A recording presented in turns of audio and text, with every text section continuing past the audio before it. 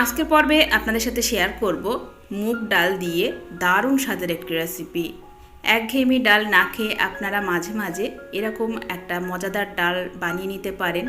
এই ডালটা গরম ভাত, রুটি, পরোটা, লুচির সাথে দারুণ লাগে খেতে। আশা করি রেসিপিটি আপনাদের সবার ভালো লাগবে। রেসিপিটি বানানোর জন্য আমি এখানে 1 কাপ পরিমাণ নিয়ে নিলাম মুগ ডাল।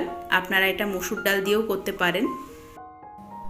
এবার এই ডালটাকে আমি জল দিয়ে 2-3 বার খুব ভালো করে ক্লিন করে নিয়ে জলটাকে ভালো করে ঝরিয়ে নেব।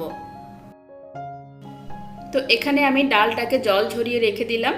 এবার আমি অন্যদিকে নিয়েছি আলু। আমি একটা মিডিয়াম সাইজের আলু এভাবে ছোট ছোট টুকরো করে কেটে নিয়েছি, আর একটা টমেটো কেটে নিয়েছি, আর নিয়েছি 4-5টা কাঁচা লঙ্কা। আর এই ডালটা রান্না করতে কিন্তু একেবারেই কোনো মশলার প্রয়োজন হবে না, আর খুব কম তেলে খুব মজাদার করে আপনারা বানিয়ে নিতে পারবেন। তো পুরো রেসিপিটা আপনারা ফলো করতে থাকুন। এবার আমি এখানে একটা প্যানে দিয়ে দিচ্ছি 1 টেবিল চামচ পরিমাণ সরিষার তেল।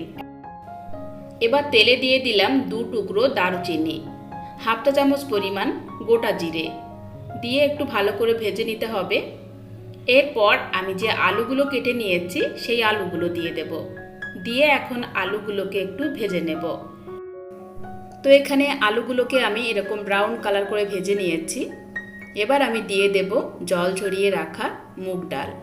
মুগ ডালগুলো দিয়ে এখন আলু আর মুগ ডালকে আবারও 1-2 মিনিট ধরে খুব ভালো করে ভেজে নিতে হবে। এই পর্যায়ে কিন্তু ডালটাকে ভালো করে ভাজতে হবে, তা না হলে কিন্তু রান্নাটা টেস্টি হবে না। আর মুগ ডাল সবসময় একটু ভালো করে ভেজে রান্না করতে হয়।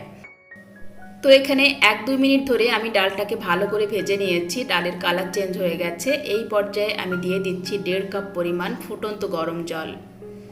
অবশ্যই আপনারা গরম জলটা দেবেন, এতে করে ডালটা খুব তাড়াতাড়ি সিদ্ধ হয়ে যাবে। এবার ঢাকনা বন্ধ করে জাল করে নেব 3 থেকে 4 মিনিটের মতো। তো 3-4 মিনিট ধরে জাল করে নেওয়ার পর এখন ঢাকনাটা তুলে নিলাম। তো ডালটা কিন্তু খুব সুন্দরভাবে সিদ্ধ হয়ে গেছে। এবার আমি এভাবে একটু ঘেটে নিচ্ছি ডালটা। আর যেহেতু ডালের জলটা পুরোপুরি শুকিয়ে গেছে, তাই আমি অন্যদিকে একটা পাত্রে গরম জল ফুটিয়ে রেখেছি। এখন সেই গরম জল আমি দিয়ে দিচ্ছি আবারও 1.5 গ্লাসের মতো। আপনারা ডালটাকে যেমন ঘন রাখতে চান সেই হিসাবে জলটা দিয়ে দেবেন। তো জলটা দিয়ে এখন ভালো করে একটু মিশিয়ে নিচ্ছি। এরপর আমি দিয়ে দিচ্ছি কাঁচা লঙ্কা আর টমেটো। তো কাঁচা লঙ্কা আর টমেটো দিয়ে আমি আবারও 1-1.5 মিনিট ধরে ভালো করে একটু জাল করে নেব। এই পর্যায়ে দিয়ে দিচ্ছি হলুদ আর স্বাদ মতো লবণ। তো সব কিছু মিশিয়ে নিলাম, নিয়ে এখন 1-1.5 মিনিট ধরে একটু লো টু মিডিয়ামে রেখে জাল করে নেব। তো এই ডালটা রান্না করতে কিন্তু খুবই কম মশলার প্রয়োজন, নিরামিষি ডাল, তবে এটা খেতে অসাধারণ লাগে। আপনারা একবার বানিয়ে দেখবেন এভাবে। আর সবচেয়ে বড় কথা হলো খুব কম সময়ে আপনারা ঝটপট এই ডালটা রান্না করে নিতে পারবেন। বাড়িতে তেমন কিছু না থাকলে আপনারা এই ডালটা ট্রাই করতে পারেন, দারুণ লাগে খেতে। তো এখানে ডালটা কিন্তু আমার হয়ে গেছে। এখন আমি 1 টেবিল চামচ পরিমাণ ঘি অ্যাড করে দিলাম, দিয়ে ভালো করে একটু মিশিয়ে এখন এটা নামিয়ে নেব।